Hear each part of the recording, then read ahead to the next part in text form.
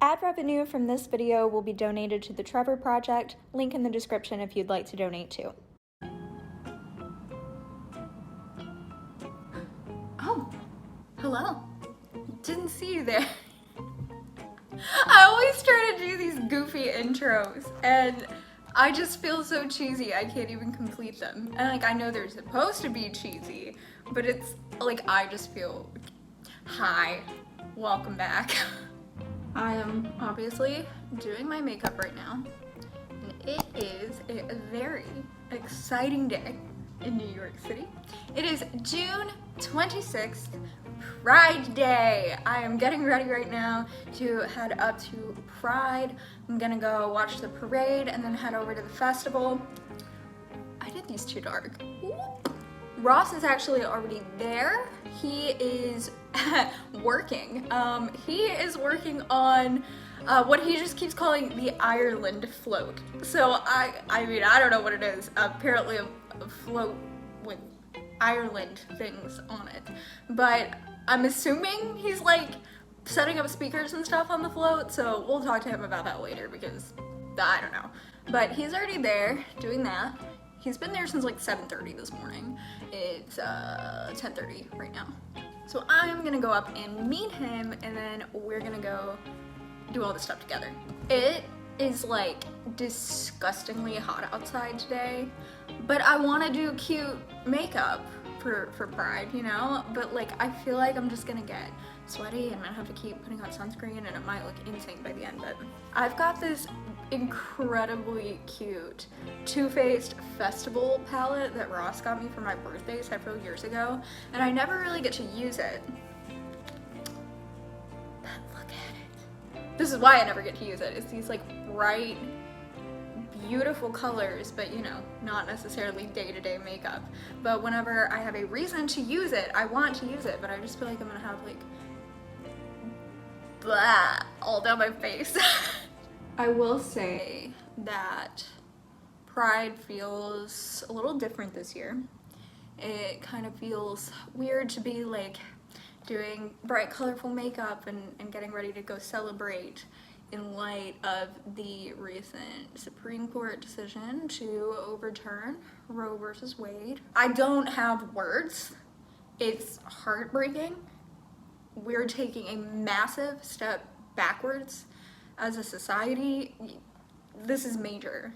Getting ready to go celebrate anything just feels a little wrong right now. But that being said, I think that Pride is going to be a wonderful place to feel a sense of community and feel like we're all in this together, and I'm sure there will be actions taken there, maybe some protesting, or I'm sure somebody's gonna speak about it, or there might be some people handing out information or just something like that. I also think that it is important to find joy always in every situation, regardless of what's going on in the world, because we need that for our sanity and our mental health. We have to celebrate and find joy in things. So I'm gonna have a good time today, and I'm also going to leave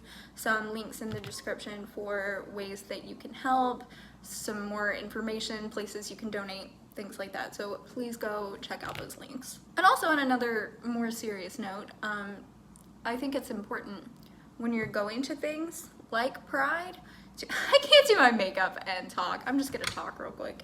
I don't know how people do this. I lose focus and then my makeup starts to look crazy. I also think it's really important, and I urge you that if you are going to a Pride event this year, or if you've gone to a Pride event by the time you're seeing this, gosh, I think it's July already.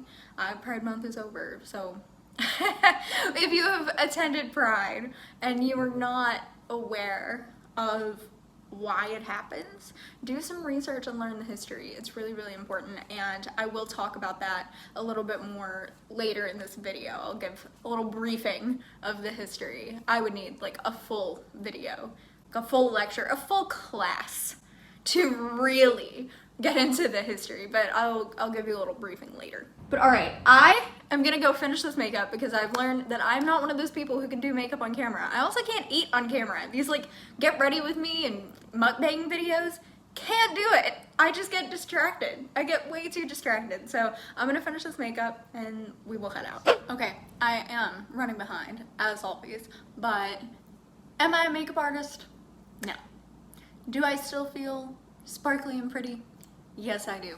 I've got this like pretty shiny, it's called Unicorn Tears highlighter on, did some pink and purple eyeshadow and sparkly lip gloss, and okay, the outfit is nothing exciting, just a little white and purple tie-dye top. I've got my rainbow fanny pack, I've got my Bi Flag headband, and yeah, very simple but cozy. It is 90 degrees outside, so just comfort is key here. Probably gonna have to pull my hair back at some point too. Okay, gotta go. Look who I found! Hello. What have you been doing? Tell us what you've been doing. Setting up the audio equipment on the Irish float. Yay! There's a helicopter up there. Anyway, check this out. There are already a ton of people lined up and ready to go. Ross said his float is like the 5th float that's gonna go by, and it's not even going out till like 1 o'clock, and the parade starts now at noon. So we're gonna be here a while.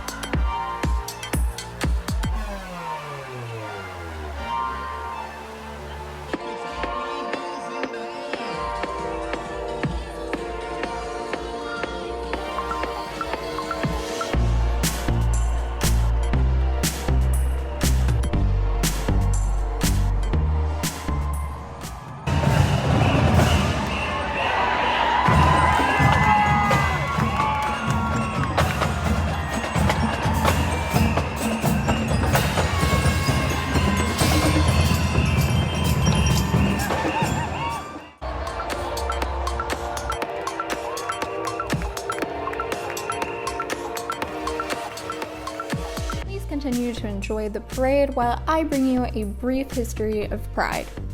New York City is a very special place to attend Pride because so much of its history happened right here. Back in the 1960s and prior, it was illegal to express that you were gay or trans in public.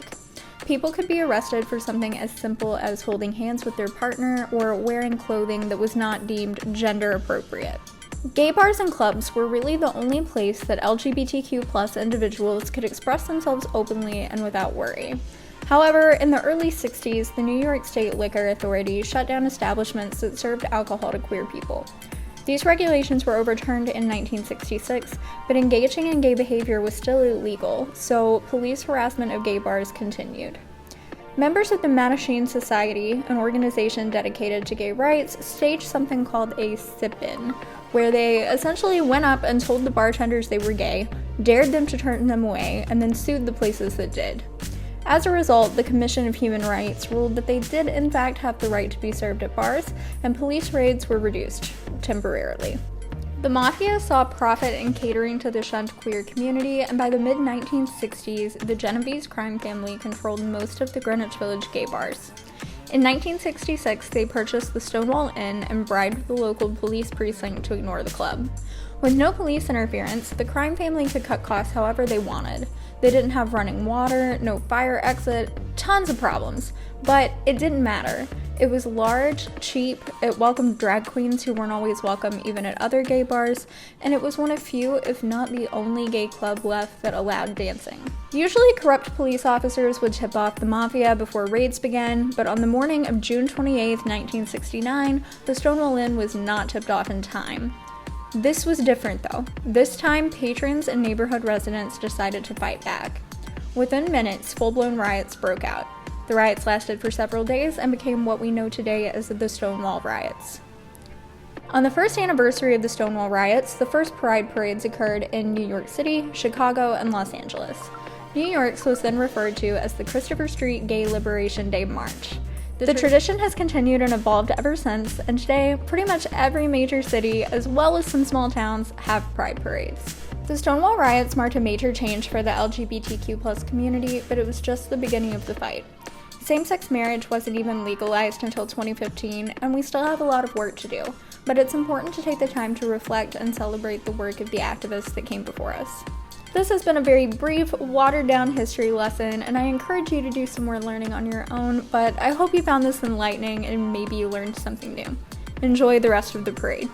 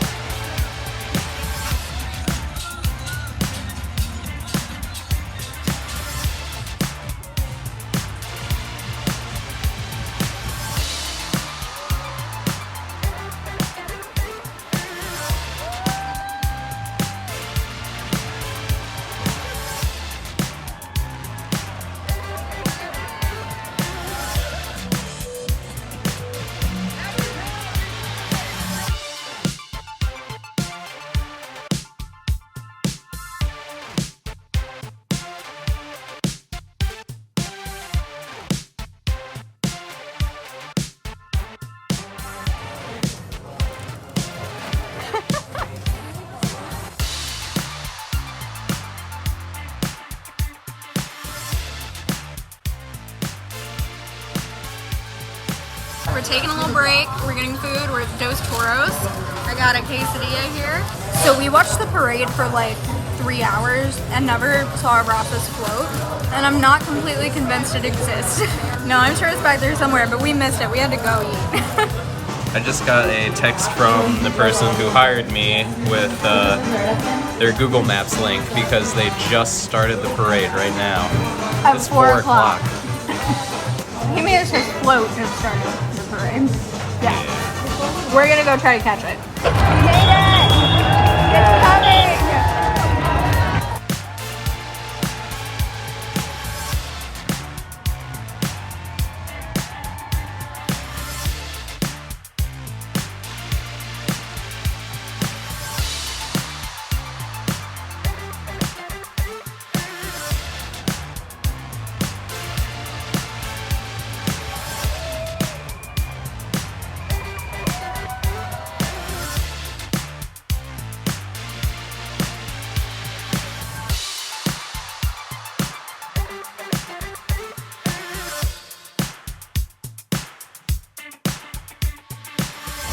Okay, so it is after 5 o'clock. I don't know if you can hear me, but it is after 5 o'clock, and I'm just now making it over to the actual festival part. I just got here, and I've already been gifted with bags and bags of things. So let's check it out, see what's going on.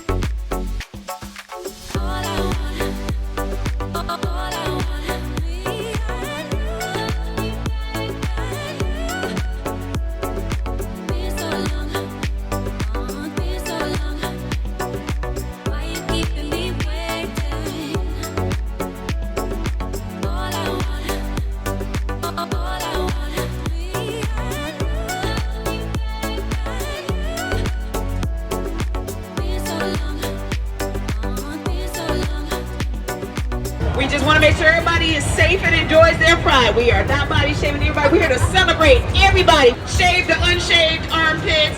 We celebrating all sizes, body types, cellulite, gadonka-donks, kadinka-dinks. Here you go. Come on. If you're looking for me, I'm outside, but you wanna keep me inside. I'm feeling so alive outside, outside. My look, my tone, my vibe, everything's so very fly. Butterfly, butterfly, butterfly in the sky, in the sky.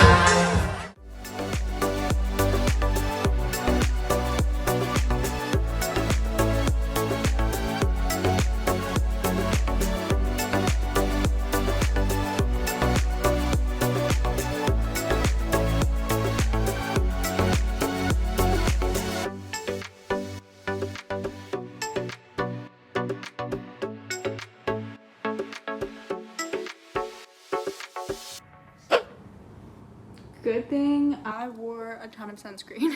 Okay, I am home. It is after 7 o'clock now. I've been out since about 11 and I look like it. I am a sweaty, disgusting mess. My hair and makeup are both nothing like they were when I left here. And I could not be happier. I had a fantastic day. It was so much fun. Earlier when I was talking about how it felt a little weird to be going out and celebrating in light of the Roe versus Wade decision, it was the absolute best thing I could have done. I would be willing to bet anybody else who was there would say the same thing. It just felt so good to be surrounded by a supportive, like-minded community, just celebrating and having a good time. The parade was super impressive and beautiful and long. Oh my gosh, it went on for like 5 hours. Wow. And the festival was a good time. And then, like, you know, there's the official festival area, but the festival honestly just continues throughout like all of downtown Manhattan. I walked down to Washington Square Park and got on the train at West 4th Street and it was just chaos down there. Anyway, I thought I would do a quick little swag bag unboxing or unbagging. I don't know what's in here. They just handed me this stuff at the festival, so let's see what we got. Oh, well, okay, this first one, I knew it's in here because I picked it up separate and threw it in here.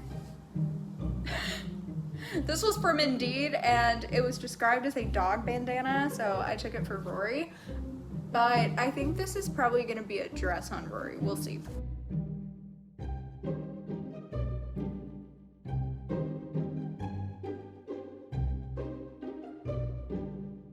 Little pride flag. Can't have too many of these.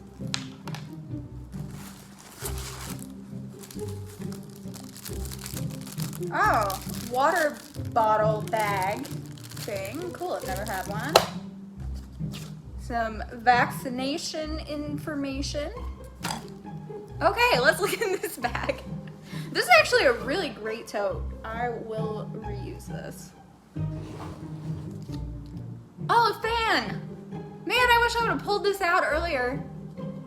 Could have used that. Oh, that feels great. What is this? Silk Shield All Mineral Sunscreen. Oh, it's like a face sunscreen. Amazing. Can always use more of this. Do you guys know what this is? Is this a headband? Maybe it's a headband. More Pride sunglasses. My sunglasses I was wearing today were Pride sunglasses. Cool. Oh. Oh, sweet. A huge thing of Kiehl's hand sanitizer. That's awesome. This is a good bag. And a little fanny pack. What is this? Manhattan Mini Storage. I also got this t-shirt because, yeah, obvious reasons, and all the proceeds from that t-shirt go directly to the cause. So awesome. I really hope you guys enjoyed this video and enjoyed seeing Pride here in New York City. It is one of my favorite events every single year. I did want to let you know that I will be donating any money that I make from this video directly to the Trevor Project. plus some. I realize I don't have a gigantic platform and it probably won't even be that much money, but I will also be donating outside of that. There will be a link in the description along with the other links that I talked about at the beginning of this video if you would like to donate yourself.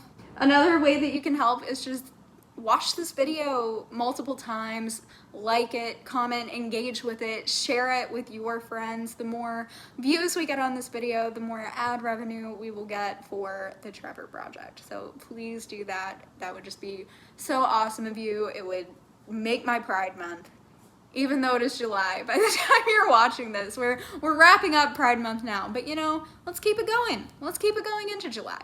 Thanks so much for watching. Like and do all the things that we just talked about. Subscribe to my channel if you haven't already for new videos every single Saturday, and I will see you in the next one.